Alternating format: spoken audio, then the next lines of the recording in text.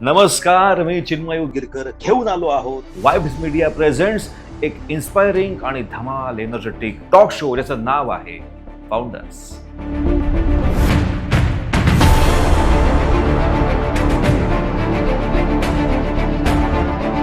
तर आजच्या भागात भेटूया the skin canvas laser and cosmetology क्लिनिकच्या डॉक्टर उर्वशी पाटील यांना.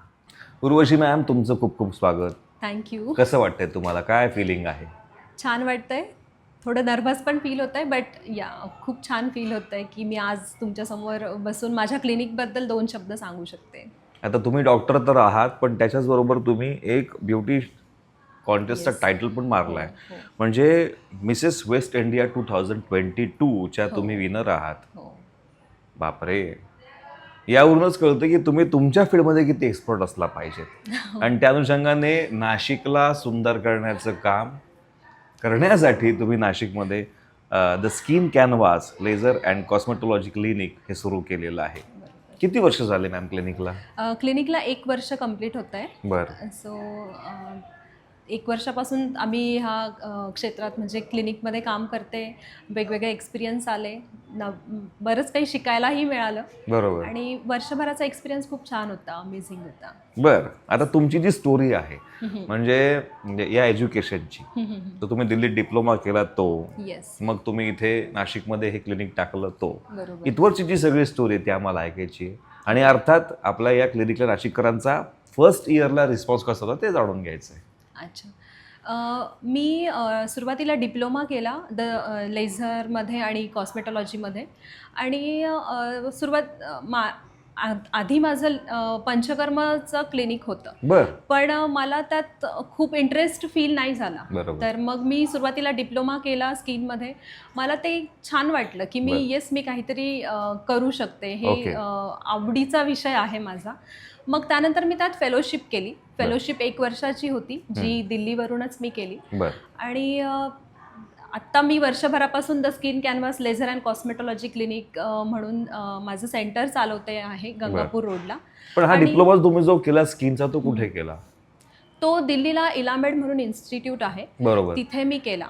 आणि पंचकर्म आणि हे सगळं तुम्ही कुठे करत ते मी होता? पुण्याला आधी मी त्याचाही डिप्लोमाच केला होता. तो पुण्याला होता. आणि सुरुवातीला सरांचा आणि माझा जो एकत्र सेटअप आहे बरोबर. तिथे मी काही वर्ष प्रॅक्टिस केली. पण मग मुली वगैरे ह्याच्यामुळे मग ते थोडं स्टॉप झालं. बरं. तो गॅप गेला काही वर्ष. आणि मग नंतर मी स्किनमध्ये काम करायचं ठरवलं. बरं. आणि मग क्लिनिक सुरू करावं ही आयडिया कशी क्लिक झाली तुम्हाला? बऱ्याचदा मी बघते की लेझर ट्रीटमेंट्स किंवा स्किन ट्रीटमेंटचं बेसिक नॉलेज बऱ्याचदा नसतं. बरोबर. स्किन आपण चेहरा धुतो किंवा क्लीन करतो, जो डेली आपण रोज करत असतो. बरोबर. पण तो प्रॉपर वेने कसा करायला हवा. बरं. फेस वॉश अगदी किती यूज करायला पाहिजे, खूप जास्त प्रमाणात पण नको यूज व्हायला पाहिजे. स्किन टाईपनुसार आपण बेसिक आहे की सनस्क्रीन यूज केलं पाहिजे. बऱ्याच लोकांना सनस्क्रीन यूज करायला पाहिजे किंवा नाही ह्यात बऱ्याचदा शंका असते. बरेच गैरसमज आहेत की सनस्क्रीनमुळे स्किनवर कॅन्सर होतो वगैरे असं.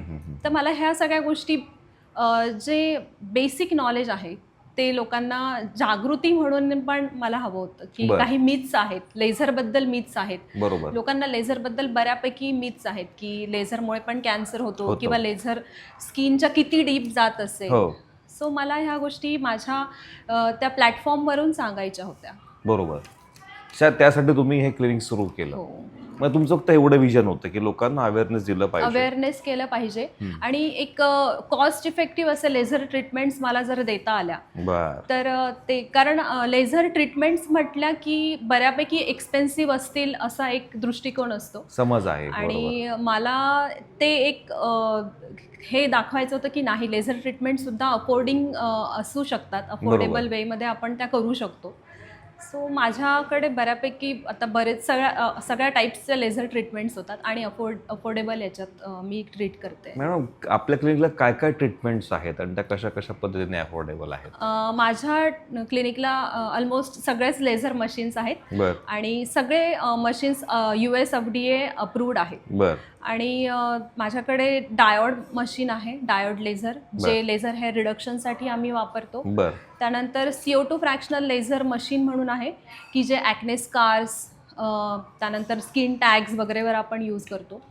त्यानंतर IPL आहे. IPL म्हणजे इंटेन्सिव्ह पल्स लाईट, की जे पिगमेंटेशन कमी करायला हेल्प करतं. ओके. कार्बन लेझर आहे, क्यू स्विच पिको लेझर ज्याला म्हणतात. बर. तर ते पण पिगमेंटेशन वगैरेवर वर्क करतं. ओके. आणि अदर ट्रीटमेंट्समध्ये मग PRP आहे, हेअर लॉस, हेअर बरोबर, फॉलसाठी बरोबर, PRP, हो. GFC, एक्झोझोम्स, बरोबर. ज्या नवीन सगळ्या इंजेक्टेबल टेक्निक्स आहे बर. त्या सुद्धा मी माझ्या क्लिनिकला करत असते. बरोबर. PDRN असेल किंवा एक्झोझोम्स असतील, मायक्रोनिडलिंग असेल, आणि त्यानंतर असे बरेच न्यू इंजेक्टेबल सगळेच, प्रोफायलो वगैरे सगळेच. बरोबर. अँटी एजिंगमध्ये प्रॉपरली आम्ही वर्क करतो. पण मग आता या सगळ्याचं नाव ऐकल्यानंतर एक टेन्शन असं असतं की अरे बापरे, खर्च खूप असणार. बरोबर. त्या बाबतीत काय सांगाल?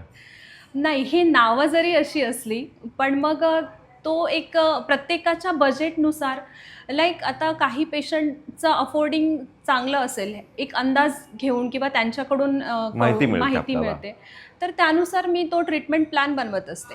आणि प्रत्येक स्किन एक ॲनालाइज करते. बरं. असं नाही की आला पेशंट आणि मी काहीतरी ट्रीट केलंय असं बरोबर नाही. बरोबर. प्रत्येक स्किन ॲनालिसिस केली जाते बरं. आणि त्या स्किनच्या टाईपनुसार, त्यांच्या गरजेनुसार मला योग्य जे वाटेल त्याप्रमाणे मी एक ट्रीटमेंट प्लॅन डिझाईन करते. अच्छा. आणि त्यांचा एक बजेट काय असेल किंवा त्यांच्याकडे वेळ किती आहे, कोणाचं लग्न असतं महिनाभरात, काहीकडे बरोबर. 6 मंथ्सचा वेळ असतो. बरोबर. सो मी त्या अकॉर्डिंग एक ट्रीटमेंट प्लॅन सजेस्ट करते. बरोबर. Yes. आता तुमच्या त्या अवॉर्डकडे आपण येऊया, Yes. की जिथे तुम्ही भारताचं नाव रोशन केलं. हो. मिसेस युनिव्हर्स मध्ये हो, आपण हो. इंडियाला रिप्रेझेंट केलं मॅम, आणि टायटल पण आपल्याला मिळालं, त्यात एक बक्षीस मिळालं आपल्याला. हो. सो तो एक्सपिरियन्स कसा होता, त्यानंतर कसं आयुष्य बदललं? 2023मध्ये मी मिसेस युनिव्हर्समध्ये इंडियाला रिप्रेझेंट केलं आणि तो एक्सपिरियन्स खरंच खूप अमेझिंग होता, प्राऊड होता. आणि जगभरातल्या महिलांमध्ये स्वतःला रिप्रेझेंट करणं ही खरंच एक माझ्यासाठी मोठी जबाबदारी होती. आणि तो एक्सपिरियन्स खूप छान होता, वेगळा होता, की वेगळ्या कल्चरमधल्या सगळ्या लेडीज तिथे येतात आणि सगळ्यांसोबत मिक्स होऊन सगळ्यांसोबत राहणं, ॲडजस्ट करणं सगळ्या गोष्टी, आणि स्वतःला रिप्रेझेंट करणं. बरोबर. तिथे बरेच टास्क असायचे ते कंप्लीट करणं. बरं. ह्या सगळ्या गोष्टी खरंच अमेझिंग होत्या. बरं. बरंच काही शिकवून गेल्या. आणि मी प्राऊडली सांगू इच्छिते की जरी मी तो क्राऊन नाही जिंकले, पण मी तिथे टॉप 4मध्ये वा. होती. पण या सगळ्या प्रोसेसमध्ये एकंदरच म्हणजे हो, हो. तुमचं क्लिनिक एस्टॅब्लिश करण्यापासून ते हा जो प्रवास आहे मिसेस युनिव्हर्सच्या अनुषंगाने, या सगळ्यामध्ये सरांचा वाटा कसा आहे, हातभार कसा आहे? त्यांचा खरंच खूप मोठा हिस्सा म्हणता येईल. कारण मला 2 मुली आहेत. बरं. आणि मुलींसोबत सगळं मॅनेज करून, कारण जेव्हा पण मी कॉम्पिटिशनला जात होते, हो. बरेच टास्क यायचे, लाईक कॅटवॉक सेशन्स असतील किंवा फोटोशूट असेल, मला पुण्याला जायला लागायचं. बरं. आणि मग सर तेव्हा मुलींची काळजी घेणं, त्यांची OPD मॅनेज करून मुलींना सांभाळून त्यांनी सगळं केलं. आणि तू कर बिनधास्त, क्या बात. म्हणजे तू घराची काळजी नको करू, मुलींना मी सांभाळून घेईल. ह्या सगळं त्यांचं असं एक हे खूप बऱ्यापैकी सपोर्ट होता. इवन मी म्हणेल क्लिनिक सुरू करताना पण तू करू शकशील, हा कॉन्फिडन्स त्यांनी माझ्यात टाकला. वाव, क्या बात आहे सर. म्हणजे या सफल स्त्रीच्या पाठीमागे तिच्या Yes, नवऱ्याचा हात आहे. नक्कीच. नक्कीच. आता पुन्हा येऊया आपण द स्किन कॅनव्हास हो. याच्याकडे, आपल्या इन्स्टिट्यूशनकडे. तर या इन्स्टिट्यूशनमध्ये विद्यार्थ्यांच्या पोटेन्शियलला कसं आयडेंटिफाय केलं जातं, त्यांना कशा प्रकारे ट्रेन केलं जातं, त्यांच्या पर्सनल स्किल्सला कसं डेव्हलप केलं जातं, एकंदर कसं याच्यामध्ये काम केलं जातं? Yes, we are about to start our the Skin Canvas Laser and Cosmetology Institute. मी बऱ्याच इन्स्टिट्यूट बघितल्या आणि बऱ्याच ठिकाणी मला असं फील झालं की भरमसाठ फीज घेतली जाते आणि एक बेसिक नॉलेज विद्यार्थ्यांना दिलं जात नाही आहे. जसं की बरोबर. आपल्याला जी स्किन ट्रीट करायची आहे तिचे लेयर्स काय, किंवा जेव्हा आपण लेझर ट्रीटमेंट करतो तेव्हा लेझरची एनर्जी कुठल्या क्रोमोफोरवर वर्क करते आणि किती त्याची एनर्जी कोणत्या ट्रीटमेंटसाठी ठेवली पाहिजे, हे बेसिक नॉलेज दिलं जात नाही आहे. बरं. आणि कारण लेझर मशीन घेतलं म्हणून लेझर ट्रीटमेंट्स करायच्या असं सध्या सुरू आहे बऱ्याच ठिकाणी. तर मला असं वाटलं की एक असं इन्स्टिट्यूट मी करते की जिथे मी प्रॉपर सगळं स्किनच्या लेझरचं नॉलेज विद्यार्थ्यांना देऊ शकेल आणि एक बेटर फ्युचर क्रिएट करू शकेल. बरोबर. याला रिस्पॉन्स कसा मिळतो मॅम नाशिकमध्ये? नाही, आता आम्ही जस्ट सुरू करतोय. We are announcing tomorrow. Okay. That we are. पण त्या अनुषंगाने रिसर्च करताना तुम्हाला काय काय आयडेंटिकल्स आढळले? मला रिसर्च करताना मोस्टली असं फील झालं की फीज खूप जास्त आहे आणि विद्यार्थ्यांना म्हणजे बऱ्याचदा एक मला असं फील झालं की फीज जितकी घेतली जाते, कारण मला येऊन बरेच लोक भेटले आणि म्हटले की मॅम फीज खूप जास्त घेतली जाते पण अजूनही त्यांचे लेक्चर्स झालेले नाही आहेत आणि पेशंट्स नाही आहेत बऱ्याच ठिकाणी. म्हणजे आपण जेव्हा एखादा नॉलेज देतो तेव्हा ते थेरॉटिकली इज ओके, बट तुमच्याकडे पेशंट आहेत तर तुम्ही ते विद्यार्थ्यांना त्यावर प्रॅक्टिस करून घेतली पाहिजे. बरोबर. तर त्यांना पेशंट्स नाही मिळत किंवा प्रॅक्टिस करता येत नाही. जोपर्यंत आपण हाताखालून ती ट्रीटमेंट करत नाही तोपर्यंत ॲक्च्युली काय होतं हे कळत नाही. तर माझा एक दृष्टिकोन असा होता की आपण थोडंसं ह्या गोष्टी टॅकल केल्या पाहिजेत. बरोबर. आता मॅम तुम्ही अशा कॉम्पिटिशनमध्ये भाग घेतला की जिकडे इनर ब्युटीला पण तितकाच स्कोप दिला जातो, ती पण तितकीच असणं महत्त्वाचं आहे. पण आता यंगस्टर्स जे आहेत ते कोरियन क्लासच्या स्किनच्या पाठीमागे लागणं किंवा अशा अनेक प्रलोभनांना बळी पडणं हा प्रकार सगळा सुरू झालेला आहे. तुमचा काय कोट असणार आहे अशा आउटर ब्युटीबद्दल आणि इनर ब्युटीबद्दल? मला असं फील होतं की if you are confident in your own skin you nurture your confidence. या म्हणजे जेव्हा तुमची स्किन एक हेल्दी असेल, बरोबर, तिचा टोन किंवा कलरपेक्षा जर तुमची स्किन हेल्दी असेल, बरोबर, तर तुम्ही जितके कॉन्फिडंट फील करणार तितक्या कलरवरून मला असं नाही वाटत की म्हणजे कोरियन ब्युटी ट्रीटमेंट्समध्ये बऱ्यापैकी जे ट्रान्सफॉर्मेशन दाखवले जातात त्यांचे साईड इफेक्ट्स पण तितकेच असतात. येस, कारण तो जो ट्रान्सफॉर्मेशन अगदी 2 तासात होतो पण तो लॉंग टर्मसाठी तुम्हाला साईड इफेक्ट्स देऊन जातो. बरोबर.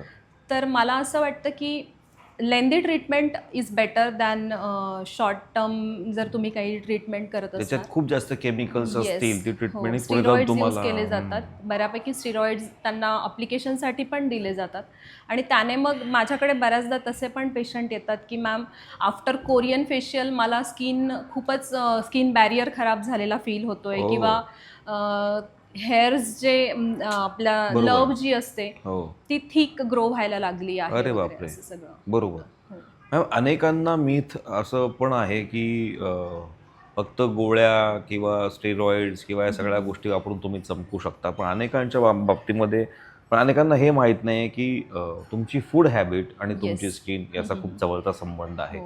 त्याबद्दल तुम्ही काय प्रबोधन द्याल? जेव्हा आपण स्किन ट्रीट करतो तेव्हा नक्कीच आपला खाण्यापिण्याचा म्हणजे दिनचर्येचा किंवा स्लीप पॅटर्न याचा खूप जास्त स्किनवर इम्पॅक्ट पडत असतो. कारण माझ्याकडे बऱ्याचदा हेअर फॉल किंवा हेअर लॉसचे पण पेशंट येतात किंवा ॲक्ने असतील, तर अशा पेशंट मागे मी जेव्हा रूट कॉज बघते, शोधायचा प्रयत्न करते, तेव्हा फील होतं की स्ट्रेस फॅक्टर, त्यानंतर हार्मोनल इम्बॅलन्स, स्मोकिंग आणि डिस्टर्ब स्लीप पॅटर्न, ह्याच्यामुळे बऱ्याचदा हेअर लॉसचे पेशंट आजकाल बऱ्यापैकी यायला लागले आहेत.